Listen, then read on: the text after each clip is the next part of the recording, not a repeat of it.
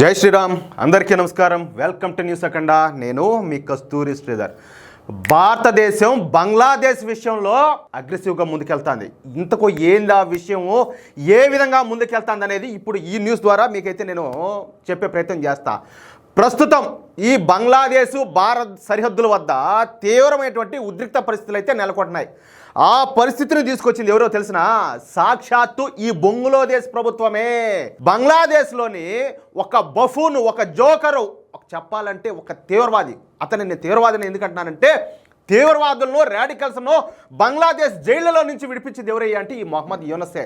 అలాంటి బంగ్లాదేశ్లోని మొహమ్మద్ యూనస్ ప్రభుత్వమే ఈ పరిస్థితి దాపురించడానికి కారణమైపోయింది. అయితే మనకు తెలియని విషయాలు కూడా కొన్ని జరుగుతా ఉన్నట్టు ఇప్పుడు తెలుస్తుంది. ప్రస్తుతం ఈ బంగ్లాదేశ్లో హిందువులపై జరుగుతున్న నరమేధం గురించి మీకందరికీ తెలుసు. హిందువులనే టార్గెట్ చేస్తూ పిచ్చి కుక్కలు తెలుసు కదా మీకు, ఊర కుక్కల కంటే హీనం. ఆ విధంగా పిచ్చి కుక్కల మాదిరిగా వీళ్ళంతా కూడా కేవలం హిందువులు మాత్రమే టార్గెట్ చేసుకొని దాడులు చేస్తారు. ఈ జాంబిగాళ్ళంతా అసలు కారణం లేకుండా దాడులు చేసే వాళ్ళని ఏమనాలా? సైకోలు అనాలనా, లేకపోతే ఉన్మాదులు అనాలనా, లేకపోతే జాంబిగాళ్ళు అనాలా, లేకపోతే మత ఛాందసవాదులు అనాలా? ఏమనాలి వీళ్ళను? అందుకనే వీళ్ళని పిచ్చి కుక్కలతో పోల్చిన, అవునా కదా? చెప్పాలంటే ఇక వీళ్ళకి చాలా పేర్లు పెట్టచ్చు. పిచ్చి కుక్కలు అంటే వాటికి ఏమి తెలీదు, కేవలం ఏమనుకుంటాయి అవి చేసేస్తాయి. వీళ్ళ బతుకులు, వీళ్ళ మనస్తత్వాలు, వీళ్ళ ఆలోచనలు కూడా అదే మారిగా ఉన్నాయి పిచ్చి కుక్కల్లాగానే. సరే, అంటే అసలు హిందువులు బాధపడతా ఉంటే ఈ పిచ్చి కుక్కలు ఏ విధంగా చూసి ఆనందం పొందుతారో అర్థం కావడంలే. అర్థమవుతుందా?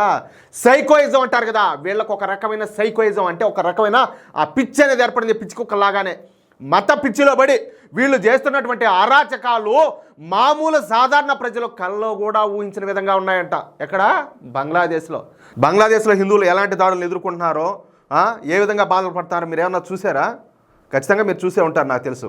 సరే, ఈ విషయం పైకి పెద్దగా మాట్లాడినప్పటికి కూడా మన మోడీ ప్రభుత్వం లోపల చేయాల్సినంత చేస్తానే ఉండాలి. సరిహద్దుల వద్దకు వచ్చినటువంటి బంగ్లాదేశ్ హిందువులను మన బార్డర్ సెక్యూరిటీ ఫోర్స్, ఎవరు బార్డర్ సెక్యూరిటీ ఫోర్స్ అంటే ఎవరు తెలుసు కదా, బిఎస్ఎఫ్ సహాయంతో గుట్టు చప్పుడు కాకుండా భారత్లోకి తీసుకొస్తున్నారు. అంతేకాకుండా మనకు వస్తున్నటువంటి అనధికారిక సమాచారం మేరకు మన బిఎస్ఎఫ్ బంగ్లాదేశ్ భూభాగంలోకి చొరబడి మరి మొన్న మధ్య 700 మంది హిందువులను కాపాడినట్టు తెలుస్తుంది. అంటే సరిహద్దుల అంచున ఉన్నది హిందువులేని రూఢి అయినట్టయితే, అంటే కన్ఫామ్ అయినట్టయితే వెంటనే మన బిఎస్ఎఫ్ వాళ్ళని కాపాడి సురక్షితంగా భారత్లోకి తీసుకొస్తున్నారు. అంతేకాకుండా హిందూ శరణార్థుల విషయంలో మన బిఎస్ఎఫ్ బంగ్లాదేశ్ ఆర్మీను గట్టిగా హెచ్చరించినట్టు కూడా సమాచారం వస్తుంది. మొన్న ఇస్కాన్ భక్తులను కూడా కాపాడాలని చెప్పేసి మన బిఎస్ఎఫ్ ప్లాన్ ప్రకారం ఈ బంగ్లాదేశ్ సరిహద్దుల దగ్గర కాపు కాసుకున్నప్పటికీ కొద్దిలోనే ఆ ప్లాన్ అయితే ఫెయిల్ అయిపోయింది. ఎట్లా తెలిసిన, ఈ ఇస్కాన్ భక్తులు ఒక చోటకి రావాల్సింది మరొక చోటికి పోయినారంట. అందుకే ఆ ప్లాన్ అయితే ఫెయిల్ అయిపోయింది. ఇక ఈ విషయంలో ఏమీ చేయలేని బంగ్లాదేశ్ ప్రభుత్వం ఏదో భారతదేశాన్ని బెదిరిద్దామని, చూడండి మాట, అరే మేము దయదలిసి మేము జాలి చూపించి బతుకుపోండిరా నాయన అంటే పాకిస్తాన్ నుంచి మీకు స్వాతంత్రం వచ్చిందిరా బేవకూఫ్, మీరు మమ్మల్ని బెదిరించే ప్రయత్నాలా? బంగ్లాదేశ్ భారతదేశాన్ని బెదిరించగలుగుతుందా? ఏమిరా స్వామి, ఏం ఆలోచించారా? మైండ్లో ఎక్కడ పెట్టి వచ్చారా నాయన? అసలు ఉన్నాయా? ఇవి కూడా దొబ్బినాయా ఏమన్నా? మీరేంది మమ్మల్ని బెదిరించాలని చెప్పి ప్రయత్నాలు చేసేది ఏంది? ఆ కథలేంది చూడండి. వీళ్ళు భారత సరిహద్దుల వద్ద బేరక్తర్ TB2 డ్రోన్లను మోహరించారు. ఎవరో ఈ బంగ్లాదేశ్ వాళ్ళు తామేదో పెద్ద పోటుగాళ్ళం అని చెప్పి చూపించేందుకు ఈ బంగ్లాదేశ్ ప్రభుత్వం ఈ నిర్ణయం తీసుకునింది. ఒరే స్వామి, మా దేశంలో ఒక చిన్న రాష్ట్రం అంత లేదు మీ దేశం. మీరెంత, మీ బతుకులు ఎంత, మీ శక్తి ఎంత, మీ ఆర్మీ పవర్ ఎంత, మీ దగ్గర ఉండే మందుగుండు సామాగ్రి ఎంత, ఆయుధాలు ఎంత, కనీసం ఒక బ్రహ్మోస్ మిసైల్ అంత ఉండదు మీ బతుకంతా కలిపి. ఎందుకురా మీ కథలు, మీ పొకండాలు ఇవన్నీ కూడాను? ఇక భారత్ బంగ్లాదేశ్ బోర్డర్లో మొన్నటి వరకు భారత్ బంగ్లాదేశ్ ప్రజల రాకపోకలు, ఈ స్మగ్లింగు, మాఫియా ముఠాలు ఇరు దేశాల మధ్య కూడా స్వేచ్ఛగా జరుగుతూ ఉన్నాయి. ఎందుకనే విషయం మరొక వీడియోలో కూడా చెప్తాను. నేను గతంలో కూడా చెప్పా, మళ్ళీ చెప్పే ప్రయత్నం చేస్తా. కానీ ఇప్పుడు పరిస్థితులు పూర్తిగా మారిపోయినాయి. ఇప్పుడు సరిహద్దుల వద్ద బంగ్లాదేశ్ జాంబిగాళ్ళు కనిపిస్తే కాల్చి పారండి అని చెప్పేసి ఢిల్లీ నుంచి స్పష్టమైన ఆదేశాలు అయితే వచ్చినాయి. అర్థమైందా? అంతే. ఈ క్రమంలో మొదటి బోని మొన్నైతే జరిపింది. పశ్చిమ బెంగాల్ నుండి బంగ్లాదేశ్లోకి పారిపోతున్నటువంటి ఆవుల స్మగ్లర్, వాడి పేరు అన్వర్ హుస్సేన్. ఈ అన్వర్ హుస్సేన్ను మన బిఎస్ఎఫ్ జవానులు కాల్చి పారేశారు.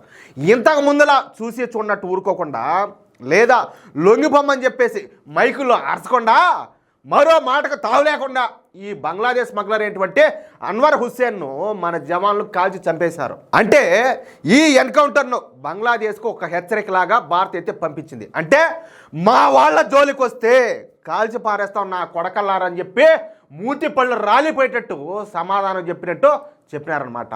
అంటే ఇక పైన బంగ్లాదేశ్ నుంచి వచ్చే జాంబీలను ప్రాణాలు అరచేతితో పెట్టుకొని వచ్చే హిందువులు కాదు. మీకు అర్థమవుతుందా? కేవలం బంగ్లాదేశ్ నుంచి వచ్చే జాంబీలను మాత్రమే, మన హిందూ బంధువులనే కాదు. ఈ జాంబీగాలను కాల్చి పారేయడమే జరుగుతుంది. అంటే బంగ్లాదేశ్కు మనం ఇచ్చే వార్నింగ్ను ఇక పైన మాటల్లో కాదు చేతల్లో చూపిస్తామని చెప్పేసి చేసి చూపించారు మన బిఎస్ఎఫ్ జవాన్లు. మన ఢిల్లీ నుంచి ఆర్డర్స్ ఆ విధంగా వెళ్ళాయి. ఎవరు ఇస్తారు ఢిల్లీ నుంచి ఆర్డర్సా? ఏమన్నా అరవింద్ కేజ్రీవాల్ ఏమైనా ఇచ్చాడు అనుకుంటారా? ఎట్టా కేంద్ర ప్రభుత్వం దమ్మున్న నరేంద్ర మోడీ గారు. అర్థమైందా? అది న్యూస్ అయితే మొత్తానికి ఈరోజు ఇంకా చాలా మంచి మంచి న్యూస్ ఉన్నాయి. ఒక్కొక్కడికైతే ఏం లే, మొత్తం అంతా మరకలన్నీ కూడా కడిగేయాలి, ఆ మారి ఉంటాయి. సరే, మీకు ఈ న్యూస్ నచ్చితే, అదేవిధంగా నేను చెప్పింది కరెక్ట్ అని చెప్పి మీరు భావిస్తే ఈ న్యూస్ నలుగురికి షేర్ చేయండి. అదేవిధంగా తప్పనిసరిగా ఈ వీడియోకి సంబంధించి మీ యొక్క అమూల్యమైన అభిప్రాయాలను ప్రతి ఒక్కరు కూడా కామెంట్ రూపంలో తెలియజేయండి. ప్రతి ఒక్కరూ సబ్స్క్రైబ్ చేసుకోవడం మాత్రం మర్చిపోవద్దు ప్లీజ్. జై శ్రీరామ్.